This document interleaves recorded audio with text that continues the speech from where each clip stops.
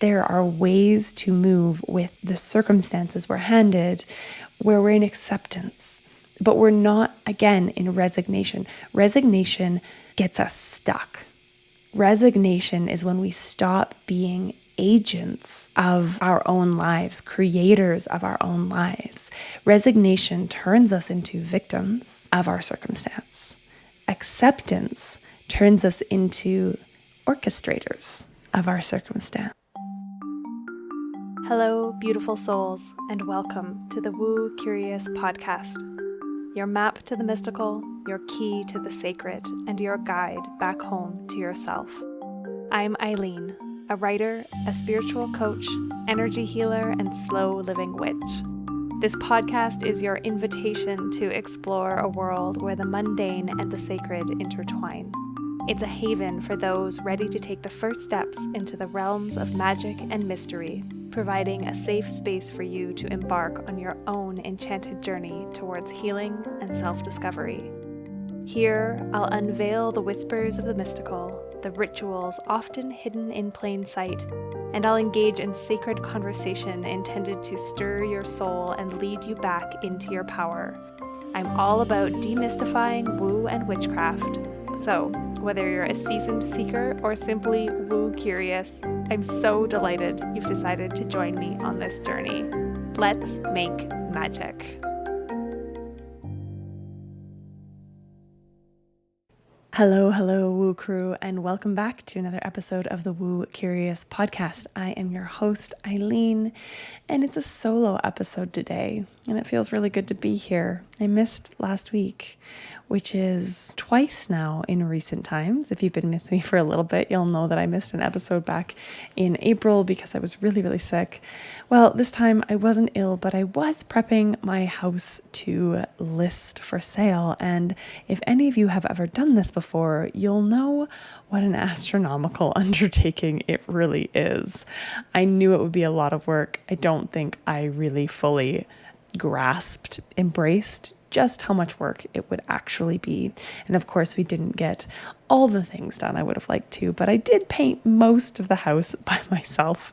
We tidied, we squirreled things away, we got it listed, and now we're just waiting for the right, beautiful, aligned buyer to come along. But that is my reason for having decided to tend to myself and skip another episode. And that's kind of the theme of today, actually, is something that I've been practicing more and more, or attempting to practice more and more, is actually tuning in and listening to my body and honoring her needs, honoring what she's asking me for to the best of my ability, and deciding to put my own well-being ahead of the hustle and the grind and the push.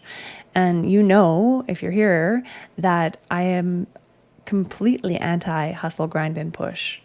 And you also know, if you're here, that I am not immune to the fact that I was raised in a society that tells women that their worth lies in pushing through, in martyring themselves, sacrificing themselves for those around them, and that our worth and our value lies in how much we can accomplish, how productive we can be, how hard we can drive our bodies through exhaustion past the point where our bodies are screaming at us to slow down. It's not easy. It's not easy, even for those of us, who teach this stuff, teach the slowing down, the natural rhythms of our body, that our worth doesn't derive from those places, from that productivity, from that usefulness to others. I teach it because I need to hear it over and over again, because the reality is that my body holds some of those old stories, right? My nervous system knows those stories about worth and productivity, about worth and lovability and usefulness to others. It knows them in an intimate way that I'm still slowly unraveling and winding, teasing apart. And so even though I cerebrally am very much on board with putting my rest, my needs, my body first in my life, it still often feels unsafe and sometimes impossible to do. And when I do practice it, it can still feel deeply uncomfortable. So you'll be listening to this on the 1st of June. If you're listening to it the day it comes out, maybe you're listening to it years down the road. If so, welcome. I'm so glad you're here. This still remains true. But a couple of weeks back, you may have noticed that there was a missing episode, and this is why. And today was another practice of this listening and this tending to my body and her needs, even when it wasn't what I wanted to do. Slightly different bent, though, because today wasn't about pushing through to get something done. Today was about pushing through to do something that I really wanted to be doing, which was sleeping. So I woke up this morning, I'm going to guess somewhere just before Thor. I looked at my clock when the robins started singing and it was 4:19, and I lay there for a few more minutes having a mental debate with myself. Okay, do I get up now? I'm wide awake. My brain is spinning. I'm thinking about all the things that are stressing me out currently. There's not a ton of them. Mostly just, is the house going to sell? That's foremost in my mind. But I start thinking about business and everything I need to get done this week, and my mind's going. And what I really want to do is to fall back asleep and sleep until 7 when my alarm would go off, or when I would usually naturally wake up. And I had a bit of a debate. I was like, well, I can keep laying here and struggling, and likely the rumination is going to get more intense. The spiral is going to get bigger.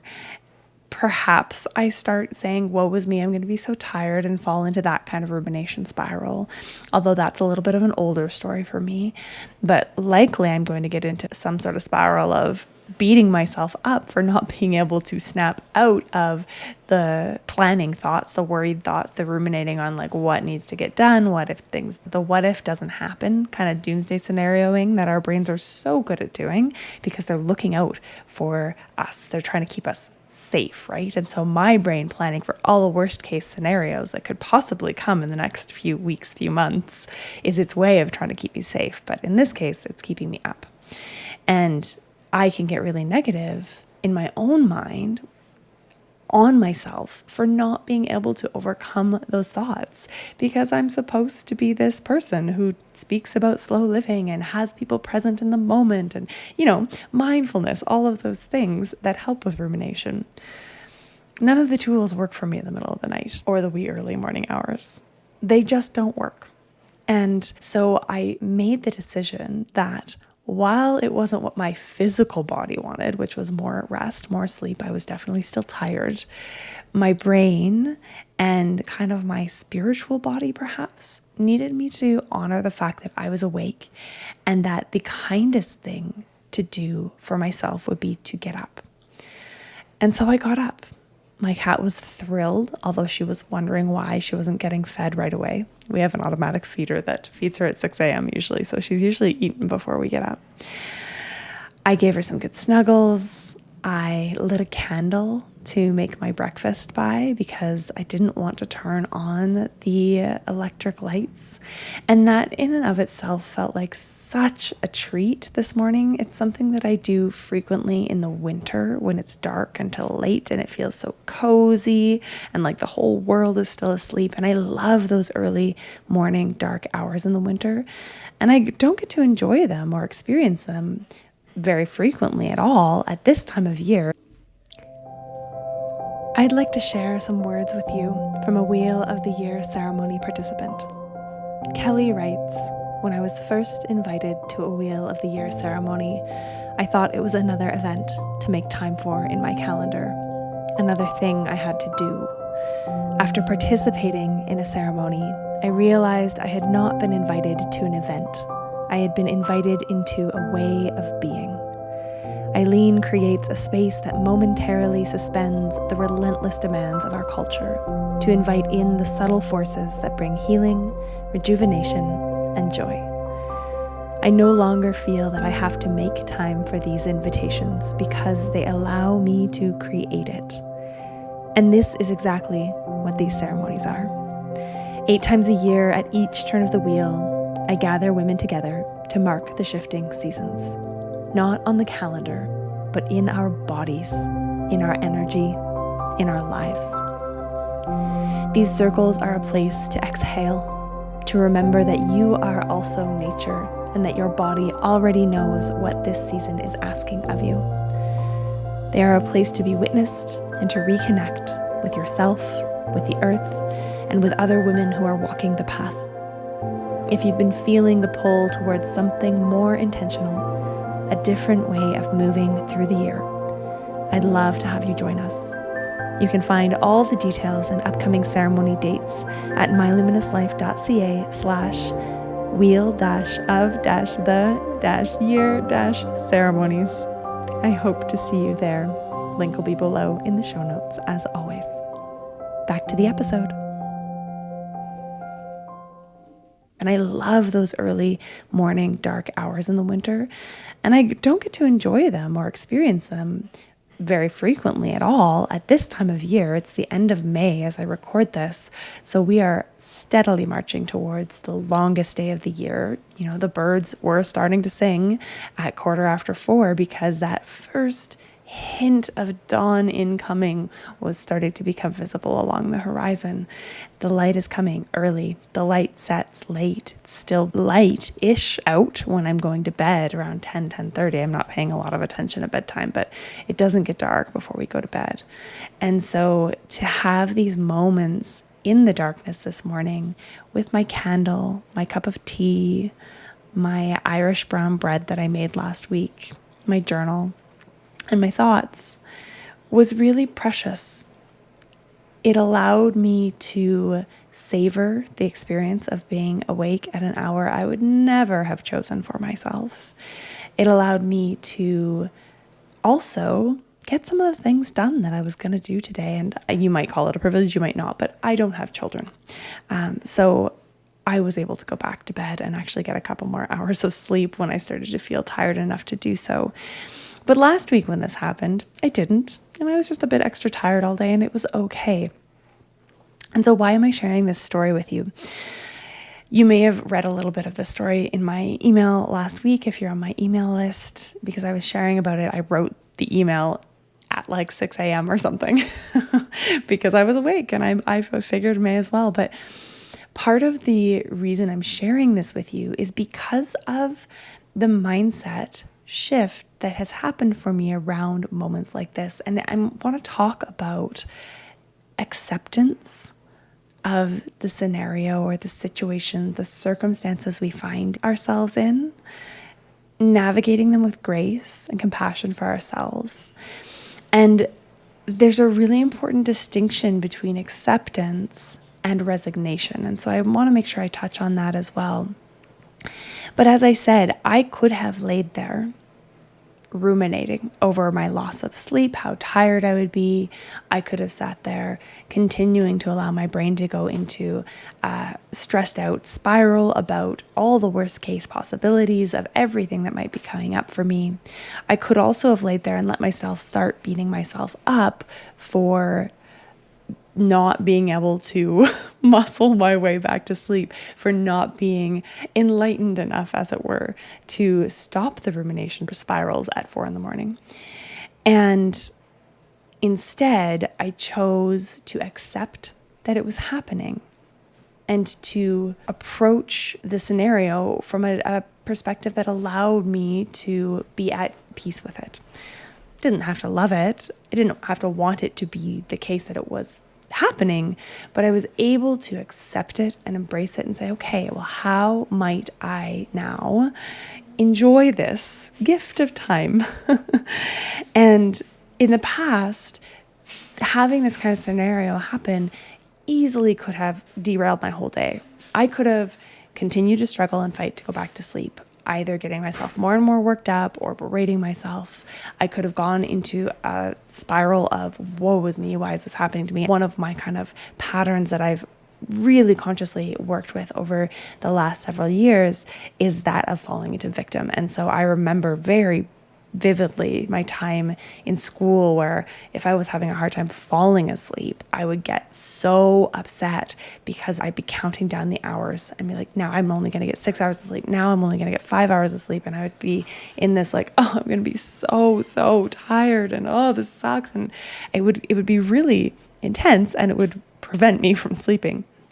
And so the ability to accept and relax into the situation this morning meant that I got up, but I wasn't upset. I was also not resigned. I was accepting of the situation. I knew there was a good chance I'd be able to get back to sleep if I got up and had some comforting tea and wrote some pages. And I knew there was a chance I wouldn't either. And that was okay, because I also know that while 5 hours of sleep isn't really enough for me, I can get through a day on that. And that likely I'll sleep well tonight. And so the choice for me this morning was one of mindset. And again, this can apply to any scenario in our lives. This is where we get into the kind of fine differentiation between acceptance, right? Between embracing the lesson or the gift of a scenario we might not have chosen, and what is spiritual bypassing or toxic positivity, right? Because there are lessons to be found in every moment. And sometimes the lesson is simply one of finding equanimity within ourselves. I keep thinking about rain. We can't stop it from raining. We have to. Well, we don't have to accept that it's raining. We can resign ourselves to the rain. We can be grumpy about it if it's a day where you don't want it to be raining. Some of us love the rain, but if you don't like the rain, or I don't know, you had something planned outside and it's raining, you can get upset about it. Your body can respond with tension and with hurt or sorrow or anxiety. Maybe you were planning a party outside and now you're freaking out because you don't know what to do with all your guests, right? You can resign yourself to it. You can rail against it. You can be so upset and mad, and that doesn't feel good in our bodies, right? Right now, as I'm speaking, I'm sure you can kind of feel those sensations alive, maybe in your chest, maybe in your belly. But none of that affects the rain. It's going to rain if it's going to rain. We can't control it. And so being able to find acceptance of the situation, to be able to find the beauty of the rain. Oh, it smells so good. The plants are so happy. Yeah, this is inconvenient to me today, but I'm going to get creative, and maybe we're going to have the coolest, I don't know, I'm going to put up a tarp and we're going to just have a cozy, intimate gathering under a tarp with the pitter patter of the rain, right? There are ways to move with the circumstances we're handed where we're in acceptance, but we're not, again, in resignation. Resignation gets us stuck. Resignation is when we stop being agents of our own lives, creators of our own lives.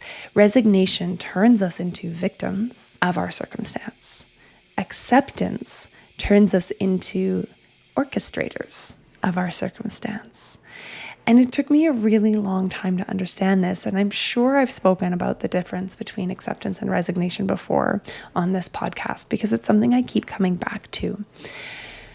For me, and part of what I want to share here, so is not only this distinction, yes, acceptance versus resignation, how we can stay kind of in choice of our emotional state, in choice of our lived experience, even in the same circumstances. That's not bypassing, that's not toxic positivity. We can acknowledge that it sucks, but still accept. Right? This morning, I acknowledge that I did not want to be awake. I would have much preferred to have slept beautifully through the night, but I accepted that I was.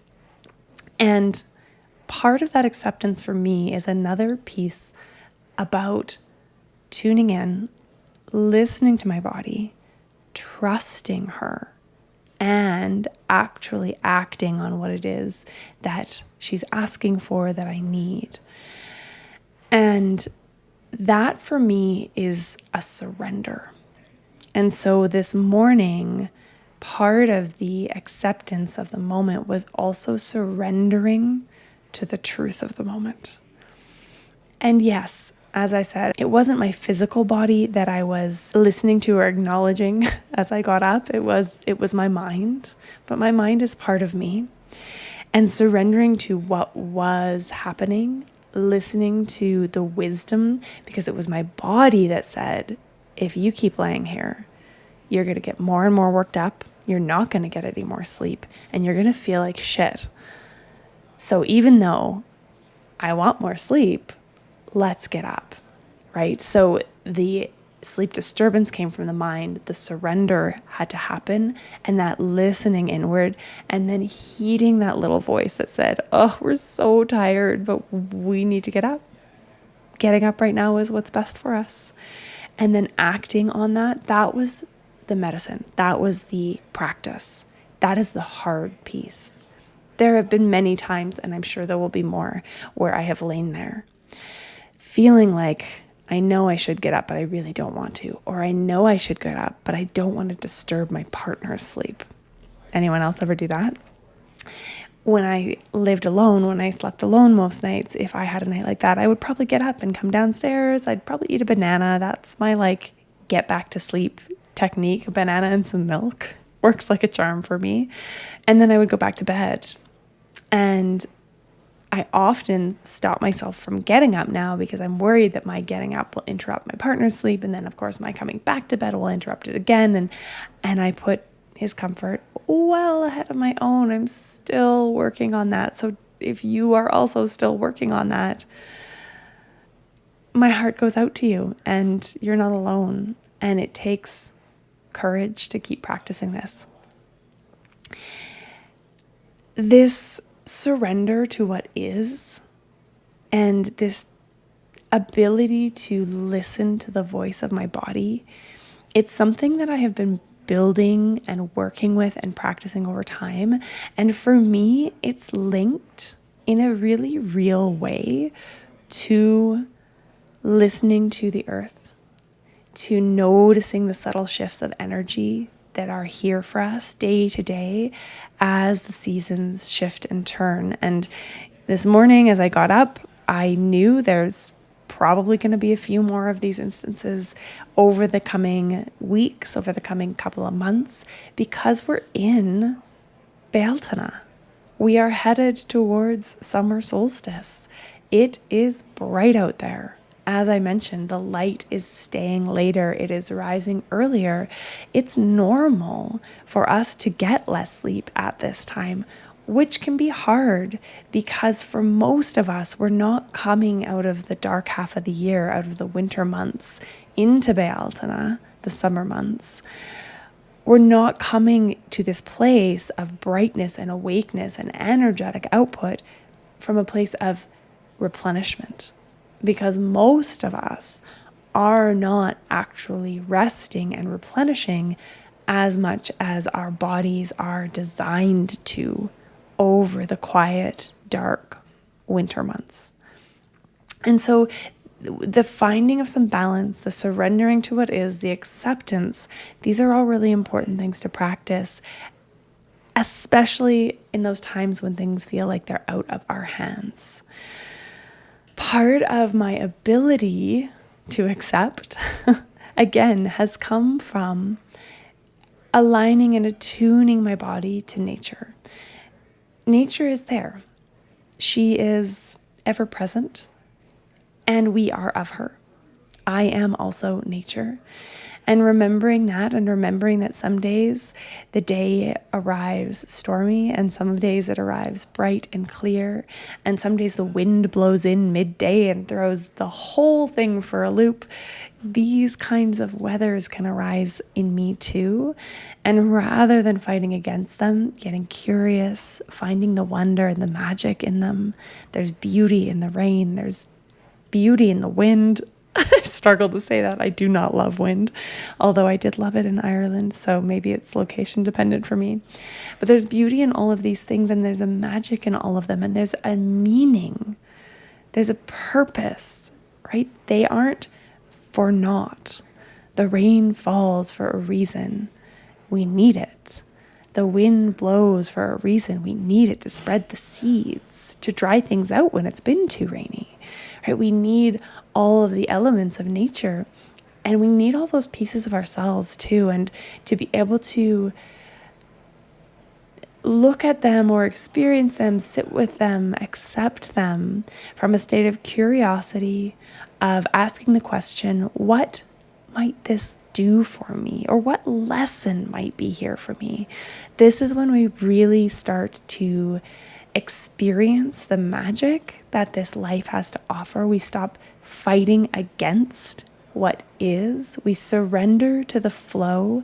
And in that surrender, we get to start using the navigational skills that we have to direct the flow, the energy, even if we can't change course entirely, even if we can't swim back upstream.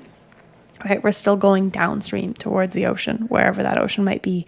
But we do get to choose, did the banks turn a little here, right? Are they steeper here so the flow goes faster? Are we going to widen out into a beautiful still pond for a little while so that we can rest? That part is within our ability to choose, to navigate.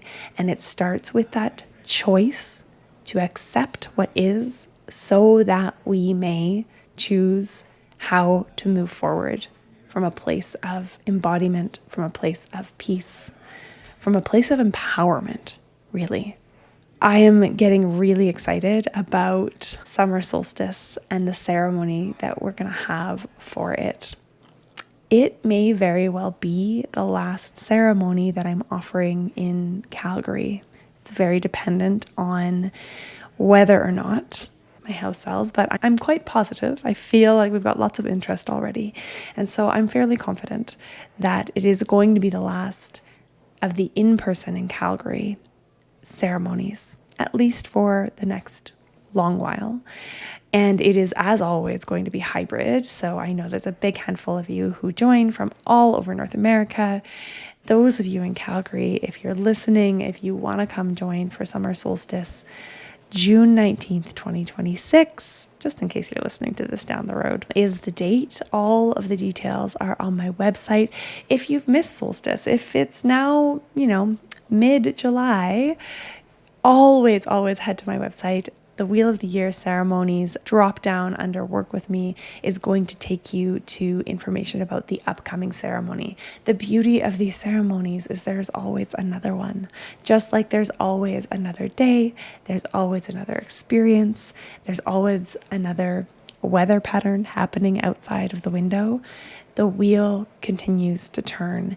And the more times we drop in, tune our bodies to the energy of the season, reflect back on how the previous turn has felt, what the last month, 3 months, 6 months, a year, what has brought the changes that have occurred, what seeds we sowed that are sprouting to fruition, what we're harvesting. This practice is so potent, and it really helps to slow the onrushing of the world, which is maybe the most important thing we can do if we're going to truly, truly love the life that we're living.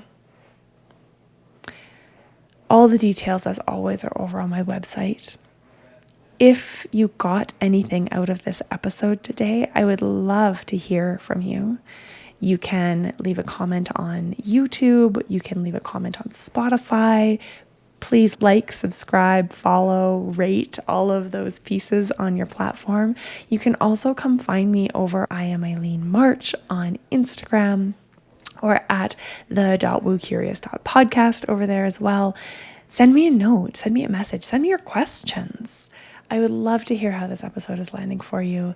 I will be back here with you this time next week with a guest episode, and in 2 weeks' time with an episode dedicated to summer solstice, the energies of the height of the sun and the celebration of this moment of the year.